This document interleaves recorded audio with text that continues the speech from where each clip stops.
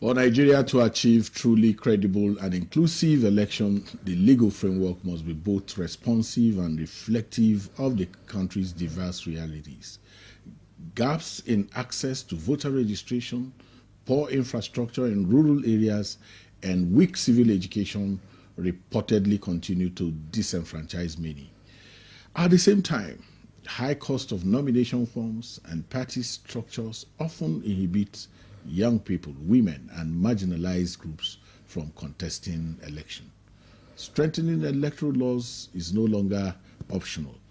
It has become necessary for building a system where participation is not determined by privilege or geography. Other issues of concern include electoral dispute resolution, transparency in party processes, and the broader issue of political accountability.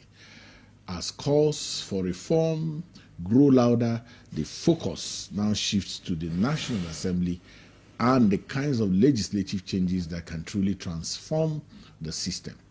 As 2027 approaches, the question remains, will the necessary reforms come in time to make a real difference? I am Ezenwawagu. Welcome to Electoral Reform Half Hour on NTA News 24 Abuja. This program is brought to you by the Peering Advocacy and Advancement Center in Africa, PAACA, with support from MacArthur Foundation.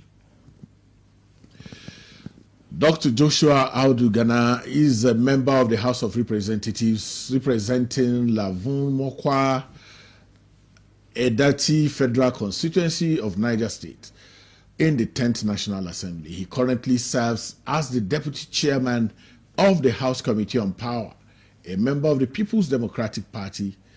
Dr. Gana is actively involved in legislative matters relating to energy, governance, food security, and public accountability, national development, and many more things that Dr. Gana is involved in, which will unravel as our conversation continues. Welcome to the program, Dr. Gana. Thank you very much, sir. It's a pleasure to be here. It's great seeing you, and thank you for the opportunity of having you come on our program. Yes, thank you. So what's it been like for you? I know you had a titanic battle, getting back to the National Assembly. You want to share a bit of what it's been like for you? Yes, thank you very much. And I also want to use this opportunity to thank you for what you've been doing in your roles for development in Nigeria. We respect what you're doing and we follow a lot of your work. Yes, I came in from the private sector to stand in elections, having had experience for over 20 years in the private sector and suffered some of the gaps that we see in our laws. I took responsibility to say, okay, let some of us who have experienced these gaps and have suffered in the business community to get into the National Assembly and try our own contributions to national development in changing these laws with amendments in our legislative processes. And to God be the glory, I purchased my form in a party that I believe in, with the ideology that I trust can help Nigerians. And I stood party primaries and was selected and elected as a flag bearer and went to the general polls. The tribunal, given that I defeated the ruling party, the ruling party's candidate took me to the tribunal in Niger State and asked that we will go for a rerun. We contested that in the appeal court, and on the merits of what we submitted, they saw that I clearly won and I was given my mandate back, and I'm serving the National Assembly. So it has been a process. We have tested the system, we have seen the procedures, and we look forward to educating fellow Nigerians and encouraging them that let's stand on the right side of history to ensure that our laws can be implemented.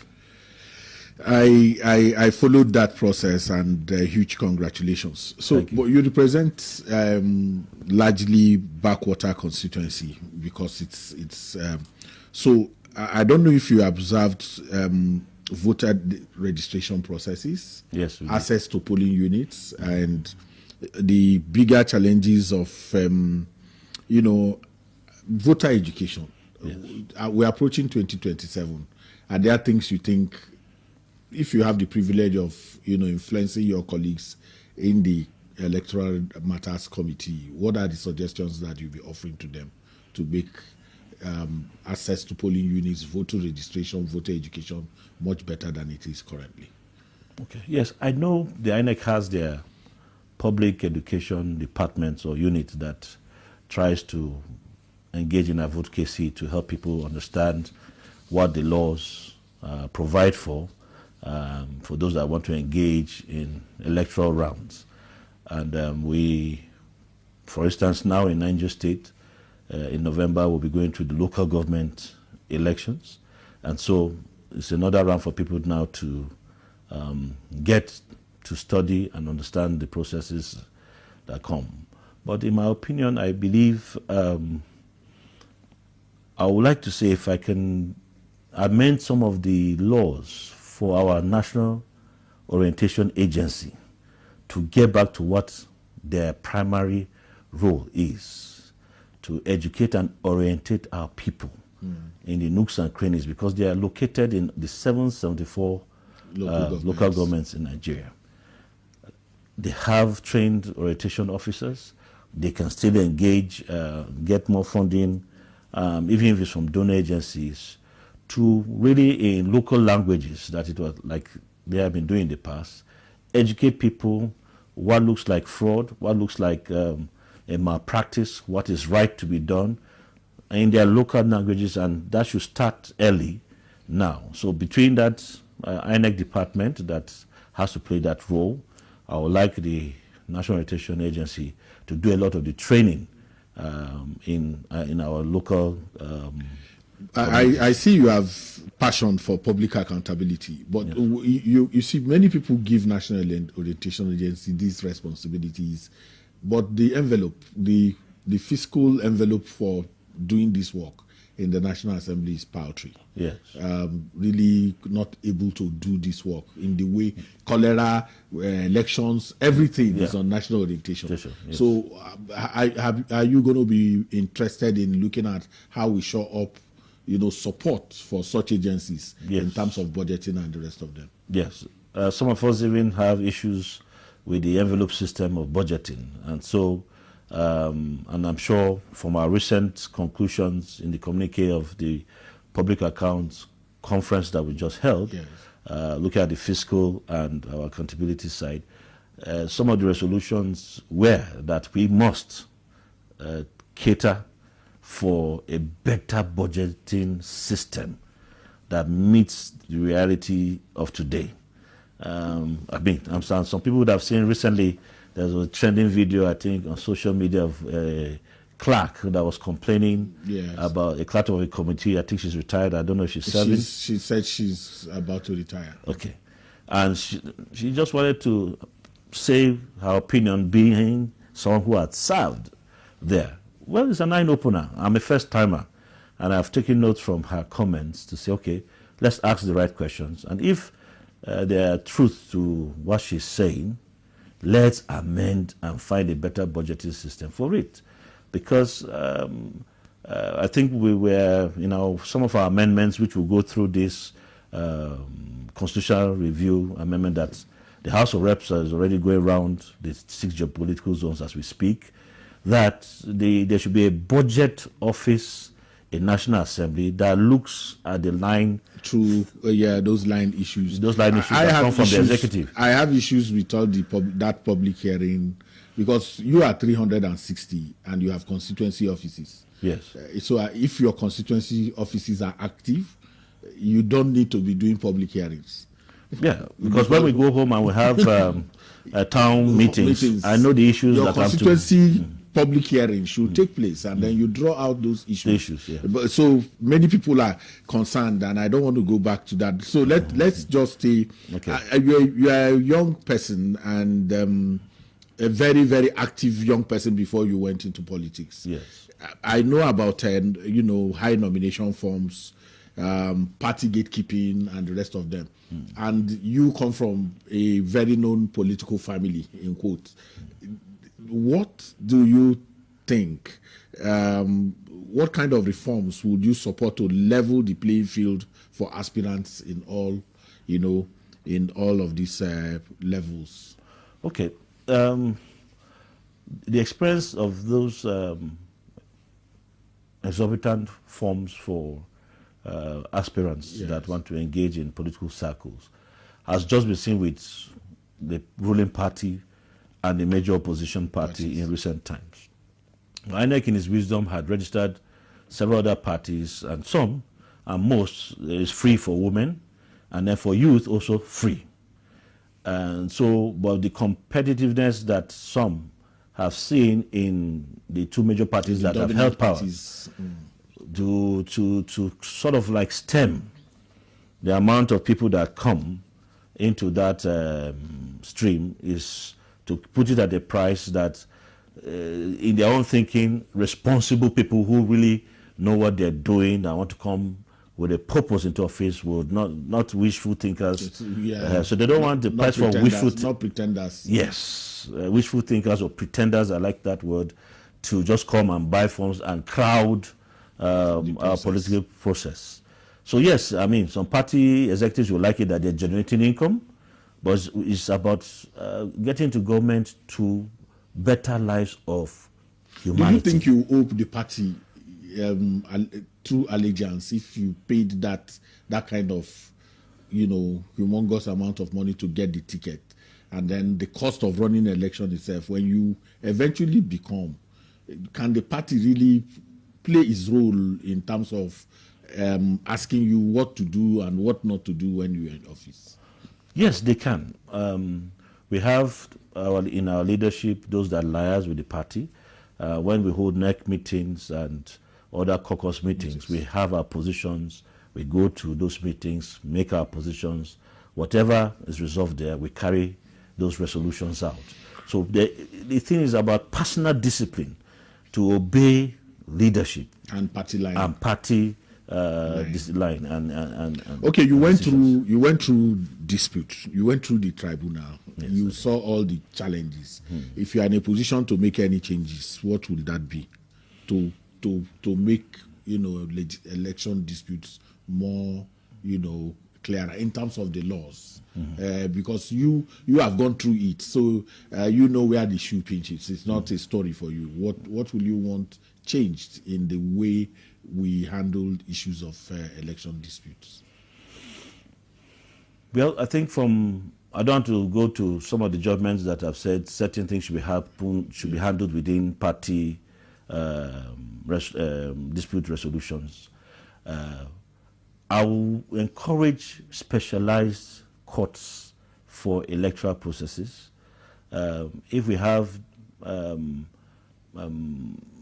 specialized court systems where there are judges that are trained, yes, specialized in that area. It's just like saying medical science, there are special doctors for certain areas, and that's the core area. I think we've reached a stage as democracy is growing in Nigeria that we need specialized courts, so everyone knows the kind of CV or personality that is posted to that specialized court. And you know that once you present and the facts are laid before that person, the right decision will come out.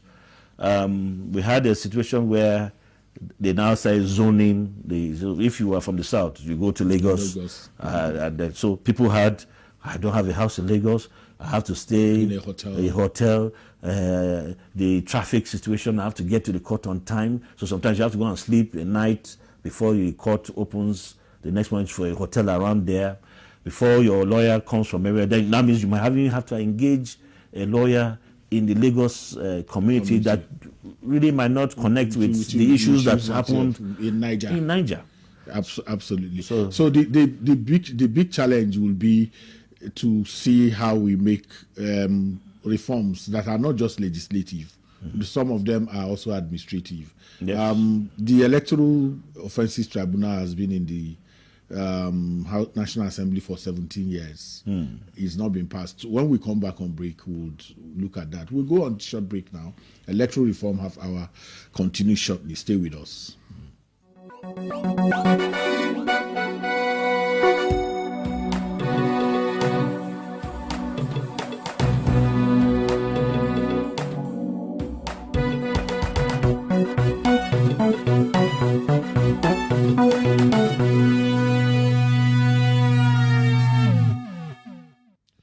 Glad to have you back. We're still speaking with Dr. Joshua Audu Gana, member House of Representatives.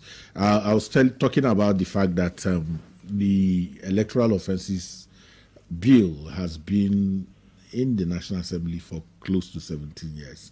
And in every legislative, period, it's never passed. Now, there are also the electoral reform issues are on the front burner. Yes. Are there roadblocks that you think makes passing some of these laws, especially the fact that there are very important things that needs to come? The reserved bill for women that is stopping the conversation and the rest of them. I know you go on break sometime in September. Yeah, no, it's about the same time with the judiciary, so August. Oh, so you go on break. Yeah. When you come back, you go back on Christmas break. Do you think you will have enough time to pass these bills? Okay. Yes, we have enough time because we have legislative days in every year. And so when you come into any new year, we mark out the legislative days from the public holidays, and so we know the amount of time that we have.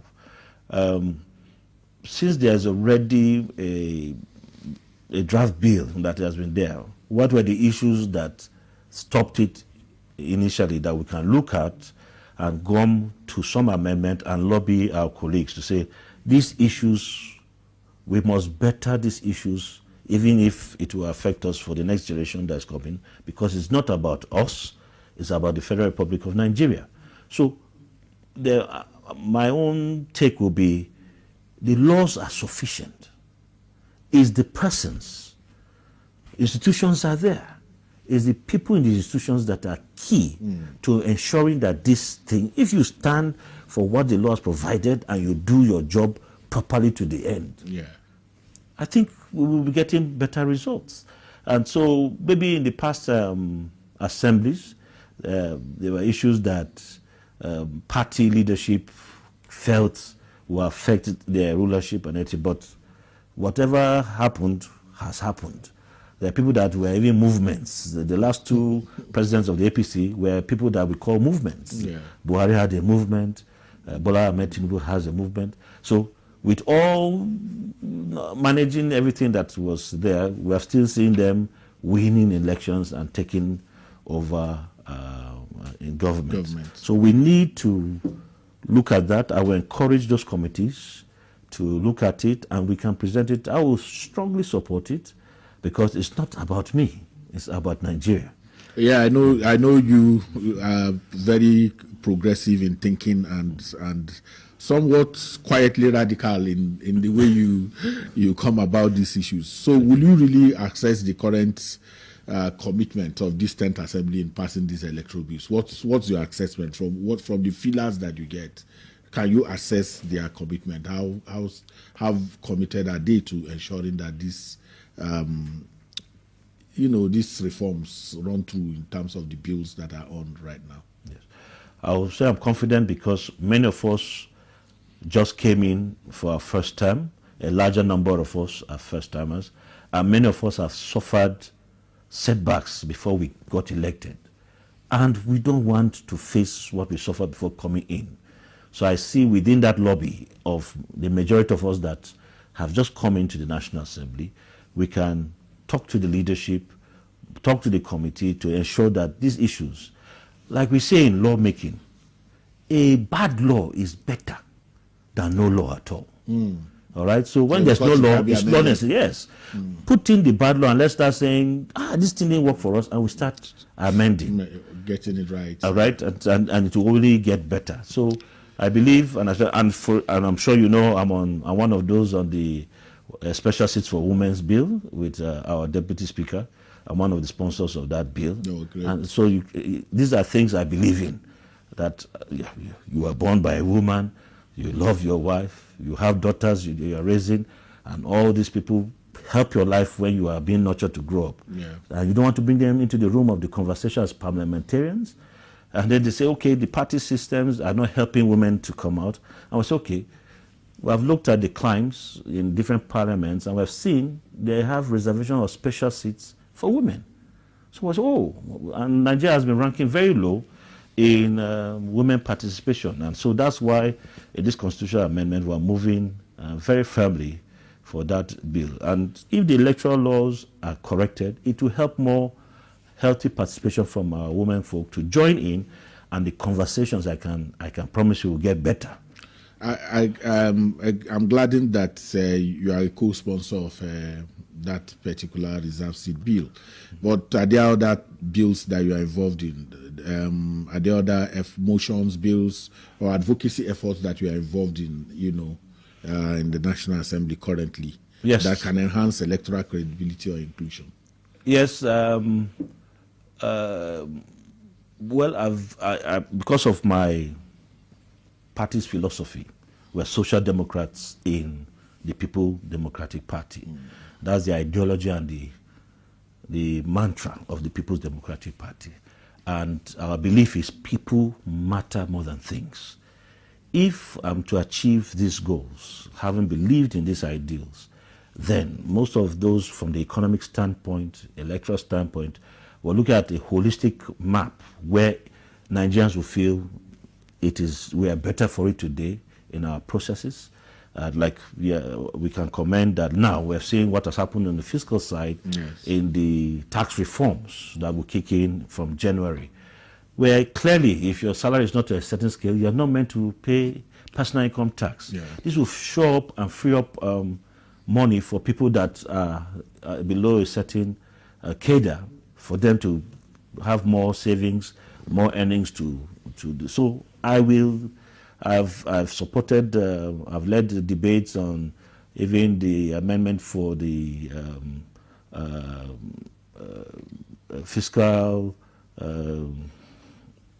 forgive me, it's just escaping my mind. Yeah. But I have a retinue of them, which I can always share with you, that I am supporting. But I know this is away from food security, those your passions. Yes. What are the game-changing stuff that's going on around there in just 3 minutes? Yes. Away from the electoral reform thing. Okay, we just finished the summit now. Of Nigerians. Yes, we just finished the summit yesterday on food security, and it's chaired by the Vice President of the Federal Republic, but in the House of Reps, it's chaired by Honorable Chike Okafor, and we saw that most of the discussions was around security of our people going to the farms. If it's technology, it's there. If it's training, it's there. The two key things is access to land, and we are sure you'll come back alive, number one. Number two is to the best practices to deploy to our lands, and then three, access to financing in a way that we can easily bring our products and export our products, and that so we have sustainable systems for our food security in Nigeria. So as we round up, if we were to pass just one game-changing electoral reform before 2027, what should it be, and your final thoughts in just 1 minute? Well, immediately at every polling unit, after results are declared, let it be uploaded and publicly announced. No, but that's going on already. What's the problem is collation. Yes, so it's electronic collation is the challenge. Upload is already on. Yes, upload has been done. So yes. Yeah, buttressing what I was trying to get to, that becomes the standard. We must allow technology to account for it, and we can easily audit our political reports. parties should also have their own collation centers. Yes.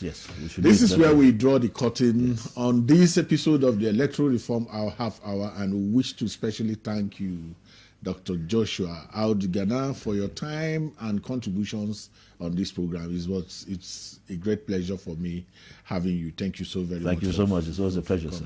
Thank you. Electoral Reform Half Hour is brought to you by Peering Advocacy and Advancement Center in Africa, PAACA, with sponsorship from MacArthur Foundation. We're live every Saturday from 8:30 p.m. to 9 p.m. with a repeat broadcast every Sunday at 2:30 p.m. on same station. Thank you for joining us.